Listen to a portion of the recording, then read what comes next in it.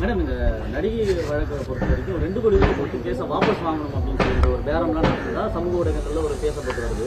2 கோடியா 2 கோடியா 2 கோடியா?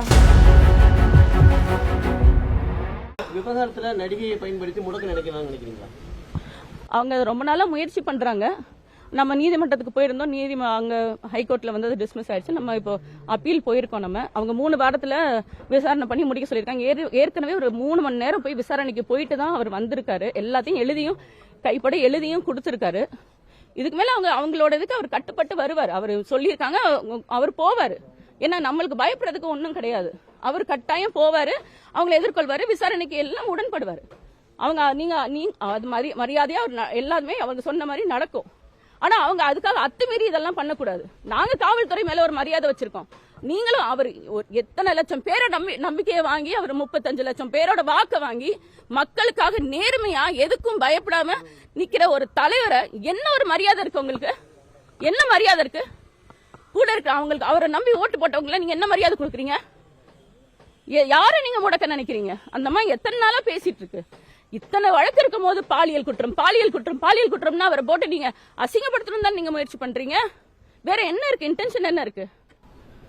ஏற்கனவே 2 முறை எழுதி கொடுத்தாங்க, வழக்கு வெளியே போகணும் எழுதி கொடுத்தாங்க. மீண்டும் வந்து அந்த வழக்கை வந்து புதுப்பிக்கிறாங்க. அதுதான் நீங்களே சொல்றீங்க. அதுல இவ்வளவு குழப்பம் இருக்கு. அவங்க விசாரிக்கட்டும், நேர்மையா விசாரிக்கட்டும். நம்மளும் அப்பீலுக்கு போயிருக்கோம். அவங்க நேர்மையா விசாரிச்சா என்ன நடக்கணுமோ நம்ம பார்ப்போம். நம்ம அதை செய்வோம். அவரும் அதுக்கெல்லாம் அவர் ஊர்ல இல்லன்றது அப்பவே அவர் சொல்லிட்டார். இவங்களாதான் இந்த தேதியை 27ஆம் தேதி கொடுங்க, நீங்க வந்து எழுதி கொடுங்கன்னு அவங்களாதான் சொல்றாங்க. அப்ப நம்ம வழக்கறிஞர் போய் இன்னொரு அவங்க அடுத்த நாளே போடணும்னு என்ன இருக்கு? 2 வாரம் அவர் ஊர்ல இல்ல, தொடர் பயணம். அவர் வந்து எங்க ஓடி போயிட போறாருங்க? ஒரு நாளைக்கு 3 தடவை பிரஸ் மீட் பண்றாருங்க. கணவர் எங்க இருக்காருன்னு எல்லாருக்குமே தெரியும். இன்னைக்கு அண்ணன் இந்த ஊர்ல இருக்காராமே, அங்க இந்த ஊர்ல இருக்காரு போல இருக்கு. அங்க இருந்து பிரஸ் மீட் கொடுத்தாரு, எல்லாருக்குமே தெரியும். நீங்க என்ன எங்க ஓடிய போயிட போறாரு? எங்க எவ்வளவு வழக்கு இருக்கு, எவ்வளவு எதிர்கொள்றாரு அவரு? ஓடியா போயிடுறாரு. வந்து சொன்ன தேதியில அவர் வருவாரு. அவர் ஒத்துக்கிட்ட தேதியில அவர் வருவாரு. இன்னைக்கு ஒரு தேதி கொடுத்திருக்கீங்க, அது என்னன்னா அவர் பேசி முடிவெடுத்து அவங்க எல்லாம் பண்ணுவாங்க. இல்ல, அது அவங்க சர்வ் பண்ணிட்டு போயிட்டாங்க. அதுக்கப்புறம் அதை நம்ம எடுக்கிறது தவறு இல்ல. அது அவங்களோட வேலையை அவங்க செஞ்சுட்டு போயிட்டாங்க. அவங்க எனக்கு தெரிஞ்சு அவங்க நியாயமா என்கிட்ட கொடுத்துருக்கலாம். அதை சரி வீட்டுல யார்ட்டையா கொடுத்துருக்கலாம். அவங்க கொடுக்கல, அவங்க ஒட்டிட்டு போயிட்டாங்க. அதை நாங்க எடுத்துக்கிட்டோம். அது தவறு இல்ல. இன்னைக்கு போர்டு வச்சதுக்கான காரணம் என்ன?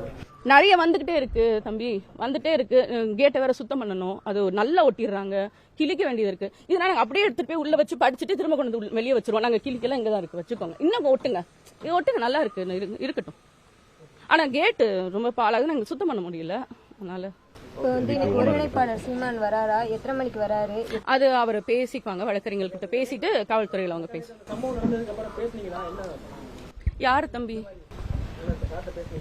நான் பேசினேன். அவரு நீ தைரியம், எனக்கு என்னன்னா தம்பிய வந்து அப்படி கூட்டு போயிட்டாங்க, அண்ணனை நம்ம கண்ணு முன்னாடி அப்படி கூட்டு போயிட்டாங்க. எனக்கு நான் இதை எதிர்பார்க்கவே இல்லைங்க.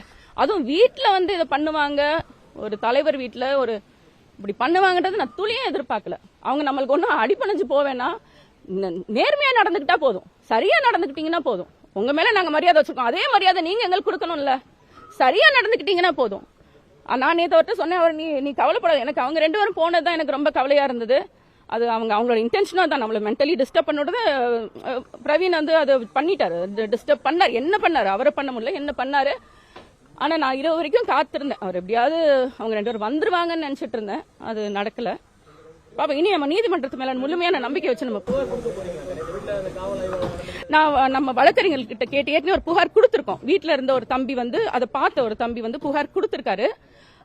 பேசிட்டு அதுக்கப்புறம் நான் கொடுக்கறதா என்னன்னு நான் பேசிட்டு முடிவெடுப்போம். பண்றதா தான் இருக்காங்கன்னு சொல்றீங்க. இப்ப அதிகாரிகளுக்கு யார் அழுத்தம் கொடுக்கறதா நீங்க நினைக்கிறீங்க? அழுத்தம் கொடுக்கக்கூடிய இடத்துல இருக்கிறவங்க தான் அழுத்தம் கொடுத்துட்டு இருக்காங்க. அது தெளிவா தெரியும். பிரவீன் ராஜேஷோட எப்படி பாக்குறீங்க? அவர் வந்து ஏற்கனவே வந்து அந்த ராஜீவ் காந்தி அசோசியேஷன் அது அப்படி சொல்றாங்க. எனக்கு அதுக்கும் இதுக்கும் தொடர்பு இருக்கான்னு தெரியல. ஆனா வந்து அவர் ஏதோ ஒரு பர்சனல் மோட்டோ. அதை நேற்று அவர் வந்தது மீடியால தான் நான் பாக்குறேன். அவர் அங்கிருந்து வரும்போதே ஏதாவது நான் தான் பெண் தான், அவரோட மனைவி தான் வீட்டுல இருக்கேன்னு தெரியும். நீங்க அப்படி எதுக்கு வரணும்? நீங்க மட்டும் கூட வந்திருக்கலாம், என்கிட்ட பேசியிருக்கலாம். வரும்போதே நீங்க பின்னாடி மஃப்டியில 2 போலீஸ் வந்து உள்ள கதவை தள்ளிட்டு உள்ள வரணும்னு என்னங்க இருக்கு? என்ன நாங்க கதவை பூட்டியா வச்சிருக்கோம்?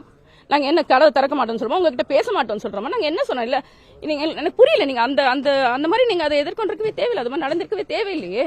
அவங்களுக்கு காயமா இருக்குன்னா மருத்துவமனையில அனுமதிக்கப்பட்டிருக்காங்க. நேரடியாக காவல் நிலையம் கொண்டு போவாங்க. ஆமா. பார்க்ல கொண்டு வச்சு தாக்கிருக்காங்க. காவல் நிலையத்துல உள்ள கொண்டு வந்து வச்சு கம்பியால கை காலடிச்சிருக்காங்க. அது அவங்க வந்து ஜட்ஜி கிட்ட ரிமாண்ட் பண்ணி மேஜிஸ்ட்ரேட் கிட்ட ஆமா நேத்து சொல்லியிருக்காங்க. இதை நான் சொல்லணும்னு நினைச்சிட்டே இருந்தேன். நேத்து தம்பியும் சுபா தம்பியும் அண்ணன் அமல்ராஜனும் அது மேஜிஸ்ட்ரேட் கிட்ட தான் சொல்லியிருக்காங்க. இங்க இருந்து அவங்க நேரடியா அங்க காவல் நிலையத்துக்கு கூட்டு போகல. ரொம்ப நேரம் நம்ம வழக்கறிஞர்கள் அங்க காத்திருந்தோம். அவங்க வந்து காவல் நிலையத்துக்கு வரல. ஒரு பார்க்ல ஒரு பூங்கால கூட்டு போய் வச்சு அவங்க 2 பேரையும் அடிச்சிருக்காங்க. எதுக்கு பண்ணணும் இத? எவ்வளவு வலிக்குது எங்களுக்கு. ஏன் நீங்க இதை பண்றீங்க?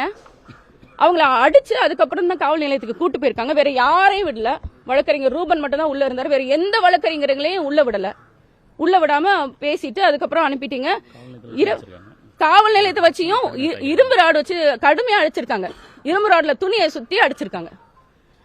இது ஏன் என்ன பண்ணிட்டாங்க? நீங்க எங்க அன்னைக்கு உங்க கண்ணு முன்னாடி அவ்வளவு நடந்துச்சுல, நீங்க எத்தனை பேரை நீங்க அரெஸ்ட் பண்ணீங்க? இங்க கல் எடுத்து தெரிஞ்சாங்க, எத்தனை பேரை நீங்க அரெஸ்ட் பண்ணீங்க? இவங்க நீங்க அடிக்கக்கூடிய அளவுக்கு என்னங்க தப்பு பண்ணாங்க? இவங்க தப்பே பண்ணாதவங்க. அவங்க தப்பே பண்ணாதவங்க. கைது செய்யும் போது அவங்களுக்கு காயமடைஞ்சது ராயப்பேட்டை மருத்துவமனை. எங்க நீங்க தான் பாத்தீங்கல்ல மீடியால. அவர் முடிச்சுட்டு அவர் வர்றாரு, பிரவீன் வராரு. எப்படின்னாரு? அவர் சட்டை தான் கசங்கிருச்சு. நான் அதை பார்த்து நான் வருத்தப்பட்டேன். முதல் சட்டை கசங்கிறது அவருக்கு என்ன இருந்தது? ஒண்ணுமே இல்ல. ஒரு அடி கூட இல்ல. அண்ணனை தான் அடிச்சாங்க.